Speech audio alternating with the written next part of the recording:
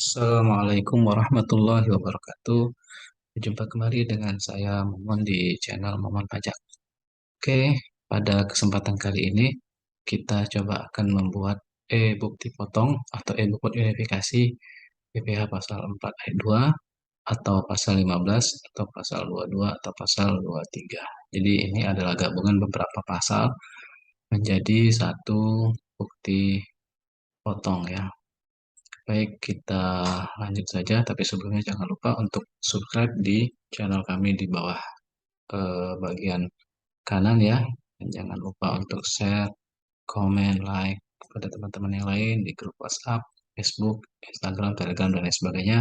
Mudah-mudahan yang mendukung channel kami ini yang sudah ya kami doakan semoga rezekinya lancar dan selalu diberikan kesehatan Subhanahu wa taala.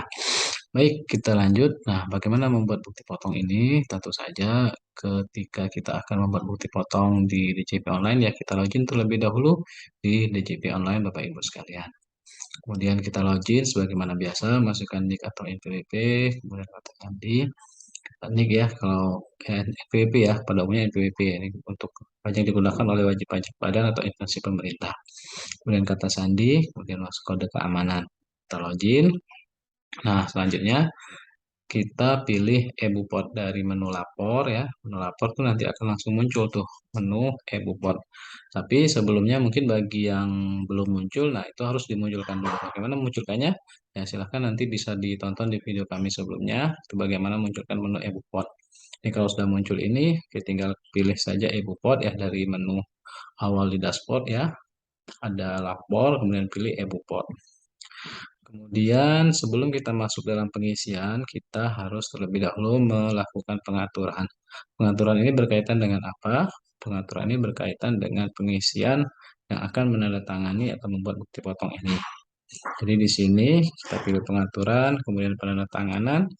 Perekaman penandatanganan bertindak sebagai apa?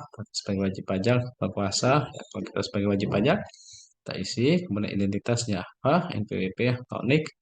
Jadi kalau misalnya di awal ya selalu apa langsung muncul tuh, langsung muncul NPWP dan nama yang ada di sini ya. Ini ketika kita sudah masuk ya.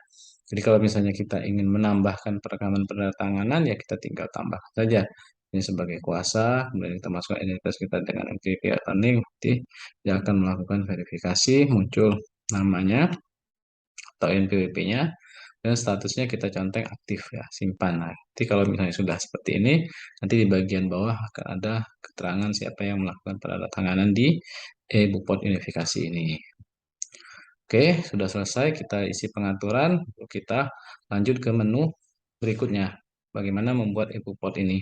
Jadi di sini ada menu dashboard untuk melihat apa tampilan awal ya, tampilan awal artinya seluruh rekaman kita atau laporan kita itu mungkin bisa dilihat di sana.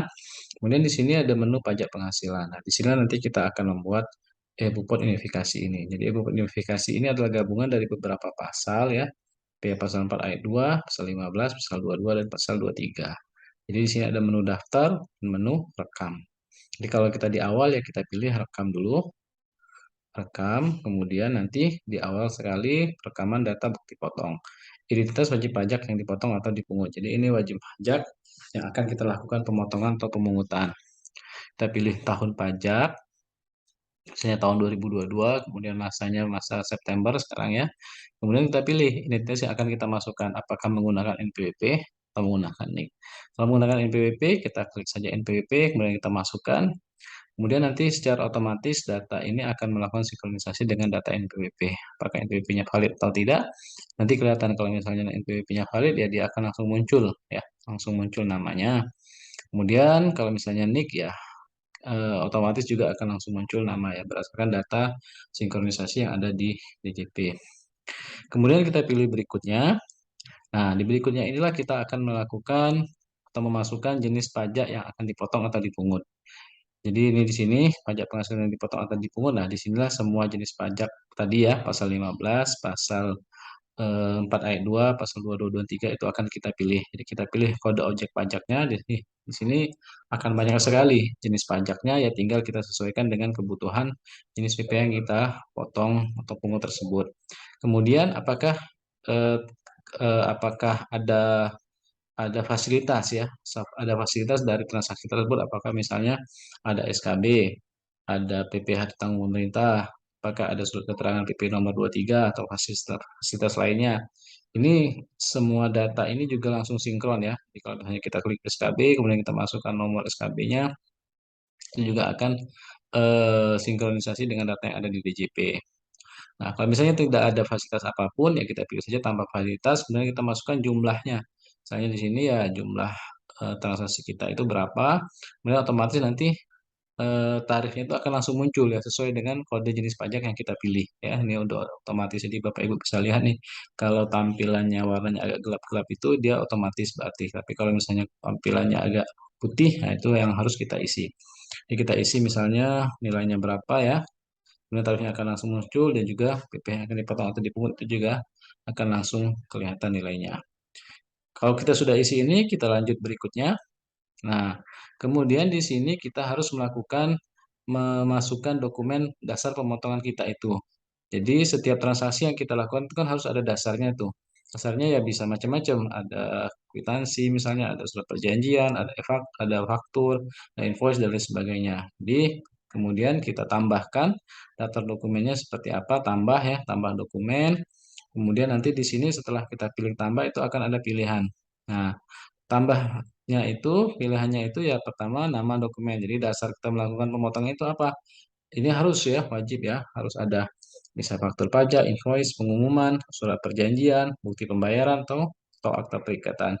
Kemudian nomornya kita isi juga, kemudian tanggalnya. Jadi ini wajib kita isi. Kemudian setelah itu kita isi dokumen tadi. Nah, sekarang kita akan isi identitas penanda tangan, yaitu identitas pemotong pajak. Jadi tadi kalau kita sudah isi di pengaturan ya, dia akan muncul otomatis penanda tangannya sebagai apa. Jadi pilihannya ya hanya misalnya tadi sebagai wajib pajak atau kuasa, kemudian namanya itu juga akan langsung muncul di sini.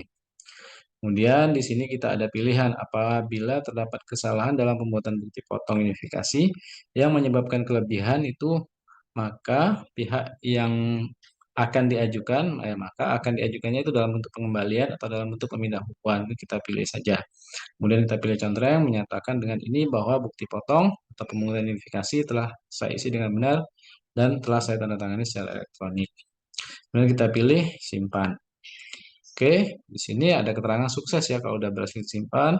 Ada pertanyaan apa kita akan melakukan perekaman lagi?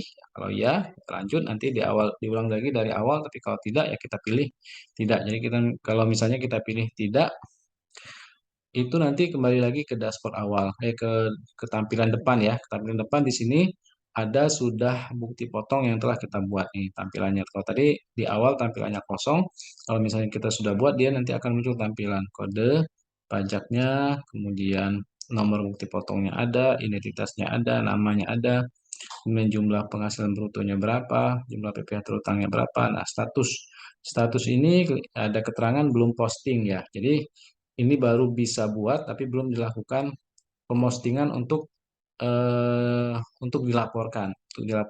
memasukkan data itu ke dalam pelaporan SPT masa. Nah, statusnya normal. Ini ada keterangan lihat, ubah, hapus, atau kirim email. Jadi untuk potong ini bisa kita email. Oke, sampai di sini. Kemudian ya ini udah hampir selesai nih bagaimana melihat memunculkan bukti potong. Nah, jadi kalau misalnya sudah sampai di sini, sudah berhasil kita membuat bukti potong. Jadi dari sini ini adalah tampilan untuk melihat. Jadi ini tampilan buktinya untuk melihat bukti potong yang telah kita buat, langsung otomatis tuh ada keterangan bukti potong PPh pasal 4 ayat 2, pasal 15, pasal 22, dan pasal 23. Jadi ini adalah gabungan beberapa pasal yang dijadikan satu, yaitu yang dinamakan dengan SPT unifikasi atau bukti potong unifikasi atau e-bupot unifikasi. Ini ada keterangannya, identitas wajib pajak yang dipotong, kemudian jenis pajaknya, kemudian ada identitas pemotongnya juga, dan lain sebagainya. Jadi kalau sudah seperti ini, ya sudah berhasil, tinggal nanti kita pilih cetak atau unduh, nah itu sudah jadi. Oke, seperti itu ya, bagaimana membuat bukti potong e-bupot unifikasi. Mudah-mudahan Bapak Ibu bisa melakukannya, sehingga bisa dapat mempermudah proses pembuatan bukti potong yang harus dilakukan. Demikian, terima kasih. Assalamualaikum warahmatullahi wabarakatuh.